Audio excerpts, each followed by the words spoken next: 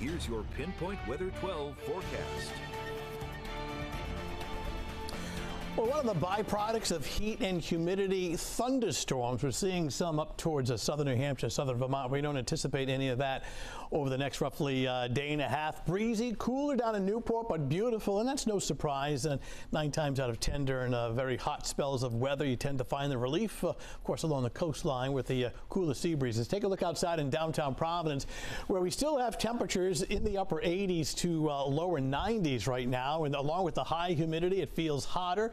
And that is the heat index, which is running in the mid to upper 90s right now. Also, poor air quality, high concentrations of ground level ozone. Kent and Providence counties, that officially goes into effect tomorrow morning at 11 a.m. So respiratory sensitive people have to be mindful of that. Threat tracker remains elevated for today due to the heat and humidity. And the same situation for Thursday as well. Another hot day with temperatures in the lower 90s.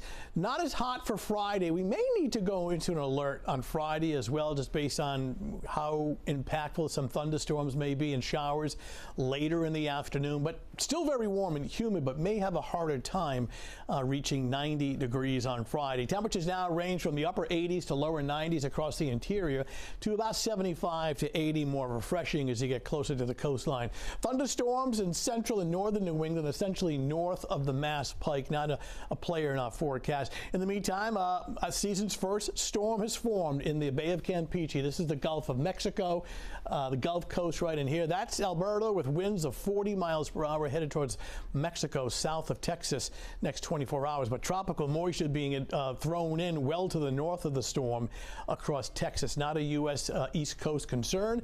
In the meantime, cold front off to our west, marking time, arriving here on Friday. That means that we're not quite as hot on Friday, but it does increase the chance for scattered showers and thunderstorms on Friday afternoon. Out ahead of the front, you can see clearly the bulk of the heat areas in red with temperatures that are in the 90s. Let's take this into the future. Let's move ahead to tomorrow afternoon, which is another hot and humid day as temperatures soar to the lower to middle 90s. Again, interior sections only. The coastline is cooler. Move ahead to Friday. Now, Friday morning starts off with sunshine, but as the cold front starts to approach during the afternoon and evening, scattered showers and some thunderstorms developing. Looks like late afternoon and into the early evening hours. So there may be some downpours for the Friday evening commute, and that'll actually break the heat. So for tomorrow morning, sunshine, a rapid warm up. We go from 69 to 85 degrees at 11 a.m. and then during the afternoon hours, heating up once again.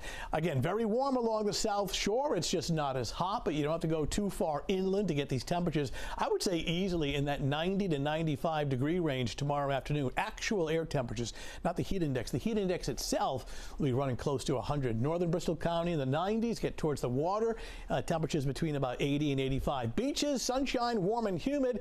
Air temperature at 80. Water temperature is running in the upper 60s. So we continue hot and humid in the next couple of hours. Another hot, humid day for tomorrow. Warm, muggy on Friday. Watch for some late afternoon, early evening showers and thunderstorms. Temperatures, though, that are well into the 80s. Can't rule out a passing shower both Saturday and Sunday. Right now, the weekend's not perfect, but it's at this point not a washout either. But both days do feature the chance of a shower, and temperatures are seasonably warm where we should be for this time of year. Mike and Kim in the lower 80s.